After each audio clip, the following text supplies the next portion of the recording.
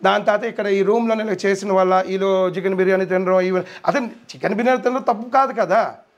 నాకు తెలియదు కదా చికెన్ బిర్యానీ అంటే పావు తిందని నాకు తెలియదు అన్నమాట. ఇప్పుడు వచ్చిన వాళ్ళు చికెన్ బిర్యానీ ఎవరైనా వచ్చారనుకోండి, ఇప్పుడు మీరు గెస్ట్ వచ్చారనుకోండి, మీరు చపాతీ తింటారా, మధ్యాహ్నం మీకు ఏంటి అలవాటు అంటే చికెన్ బిర్యానీ తింటాం అన్నారు. అదే తెప్పించాను. ఆ పర్సన్ కూడా మా దగ్గర ఉన్నారు. ఇక్కడ దగ్గరలో ఒక హోటల్ ఉంటుంది, అక్కడ 220 రూపీస్ ఇచ్చారు, 500 కొడితే కూల్ డ్రింక్ అని తెచ్చారు. అదే ఇంకోటి లాస్ట్ ఒక యాంకర్గా నాకు అడిగారు గ్యారంటీ అయితే వాళ్ళు తిన్నారని. అది తెచ్చినప్పుడు అక్కడ మన ఆఫీస్ టేబుల్ ఉంటుంది. ఆ ఆఫీస్ టేబుల్లోని 3 గ్రీన్ కలర్ ఉంటాయి కదా ప్లేట్స్, 3 ప్లేట్స్లో వేసారు. ఎందుకంటే మన అతిథి దేవ భవ అంటారు కదా, వచ్చిన వాళ్ళకి మనం ఇవ్వాలి కదా. 3 ప్లేట్లు ఇచ్చారు. 3 ఆవిడ భవిత, ఇది అమ్మ. మరి ఇప్పుడు మళ్ళీ నువ్వు తినలేదంటే ఇప్పుడు నువ్వు ఆడపిల్ల నువ్వు తినపోతే నీ ప్రాబ్లం. అది తెప్పించింది మాత్రం వాళ్ళకి 100 పిల్ల తిన్నదండి. దాని తర్వాత నేను వెళ్ళినప్పుడు కూడా వీళ్ళు తింటుండాలి.